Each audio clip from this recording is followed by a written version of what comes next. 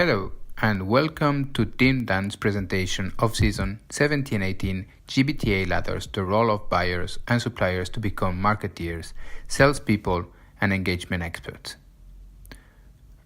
First of all, let's go around and introduce you to the team members.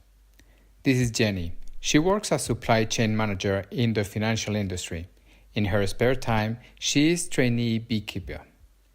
George is data scientist in a consulting firm and he loves to swim. Tinka is an account manager at FCM and her passion is to travel. Dan is based in the UK and he works for HRG as Global Director of Consulting. He has been Ladder's mentor for 3 years. Jackie is Global Corporate Account Director for Marriott International and in her spare time she enjoys yoga. I am Ricardo, with more than 15 years experience in the hotel industry, recently Key Account Director at IAG. I love to cook and to do some sports. Lorraine is Account Director of Business Travel at Park Plaza Hotels and a huge fan addicted to online shopping. As we thought about engagement in our team and we shared some of the complexities of engagement we see from our various European backgrounds, our premise is that cross-cultural engagement is key to success. In this presentation, we will firstly look to understand the challenges of engagement in multinational companies. Then, we will present our research on the different attitudes to engagement and technology in different European countries. And finally, we will provide our stakeholders matrix to improve cross-cultural engagement. All companies have a scale of influence. When we discussed this, we thought about the analogy of dropping a stone in a pond. We think of our engagement activities being like dropping a stone, and the pond being the traveling population. At the center of the pond, when the stone is dropped, there is an immediate and dramatic impact. There is a splash, and the ripples move quickly. The travelers in the center of the pond are easier to reach with a travel manager's engagement activities. The travel managers may know the travelers themselves. They may know their line managers, as they are based in the same office. Non-compliance can be escalated and dealt with, and decision explained face-to-face. The travelers at the other part of the pond are further out from the stone. The ripples are spaced out and have a lower impact. We describe the travelers at the farther edge of the pond as being hard to reach and at the lower the point of influence. We believe for many organizations there are more and more travelers at the edge of the pond and that the low point of influence are continuing to grow due to several key factors. Like travelers' opinion, expectations and habits are changing due to consumerization and travel space. Travelers are inundated with communications and data, so it's hard for the travel manager to be heard. The travel policies differing from company to company, and new and ever-evolving technology being readily available but not always used. No matter what organization you are in, whether you are high mandated or travel empowered, all organizations have travelers at the edge of their pond that need to be reached and engaged with. The travel industry has changed dramatically over recent years, impacting a number of roles, whether it's on the buyer or supplier side, and we believe the key to success is cross-cultural engagement. We have found that travel buyers now have a much more holistic knowledge of the travel industry and what is available to other travelers through their competitors' travel programs. A travel program can be seen as a recruitment tool for many companies to entice new employees. Travel management through travel programs has also become a large focus for suppliers, who are enticing travelers to stay or to use their products through social media or loyalty schemes. Loyalty schemes have become more personalized in recent years, for example, using points for concert tickets or travel experiences. Increasing your engagement with the people at the edge of your pond is what we think will make a travel policy successful. We have done a large amount of research on traveller engagement, researching traveller opinions on loyalty programs, traveller incentives, and the use of social media platforms as a method of communication. We have spoken to various travel experts from across the industry who share their thoughts on how the role of a travel manager has developed. As we researched this area, we identified that to effectively map the low points of influence, we need to overlay company management structures.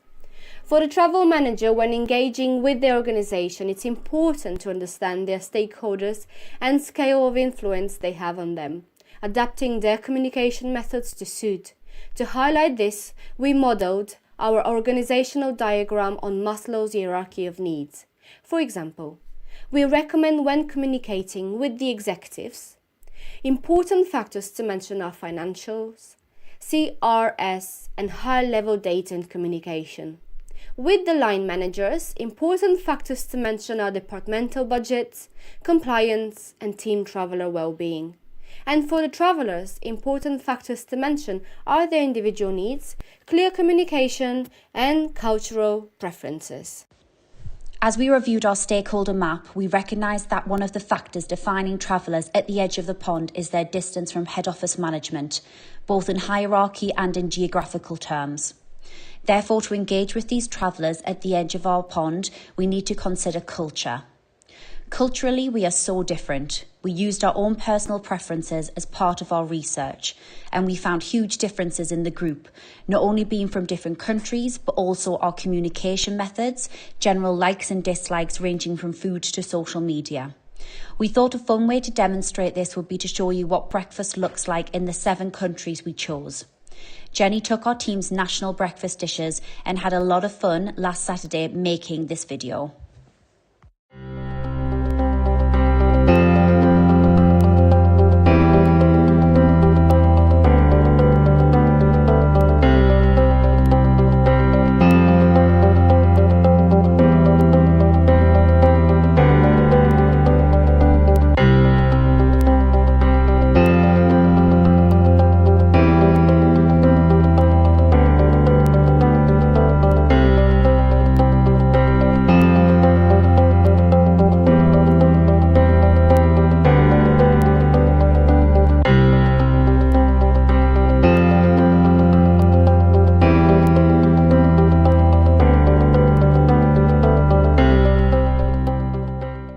Whilst researching these 7 countries, we wanted to understand what would help drive engagement with travellers from a travel manager's perspective.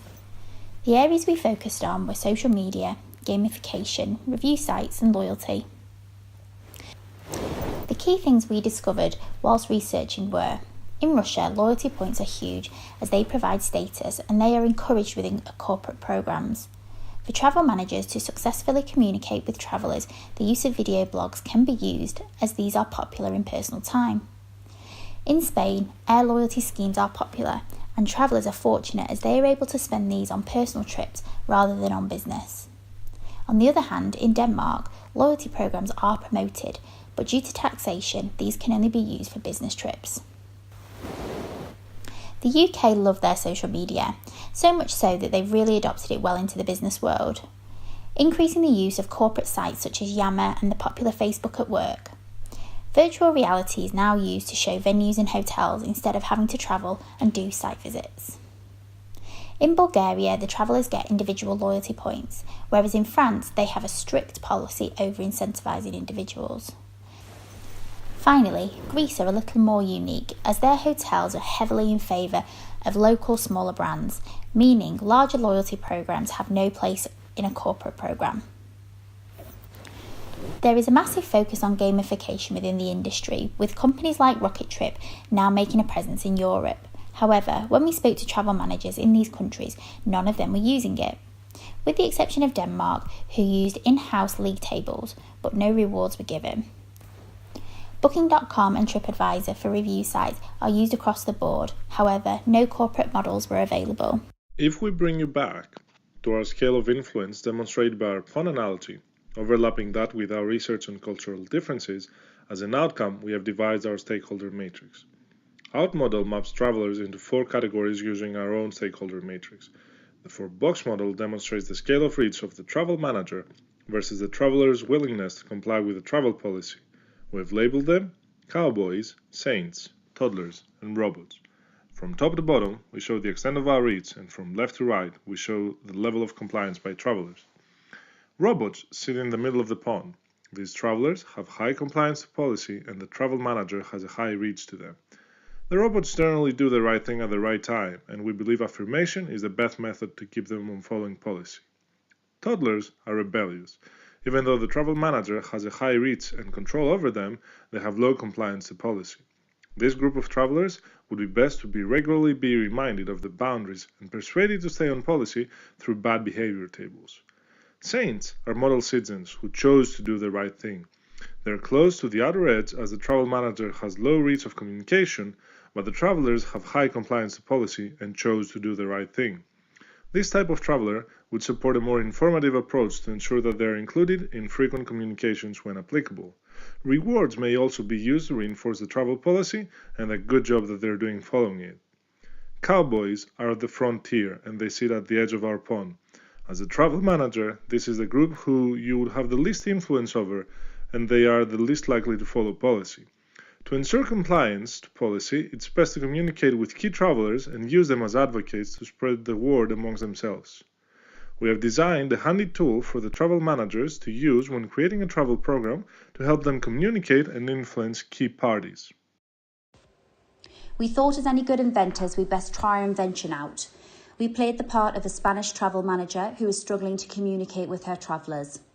Using our decision tree, we evaluated our travellers, most of which were categorised into the toddler's frame of mind, filtering it down again to Spain, the country in which they are based.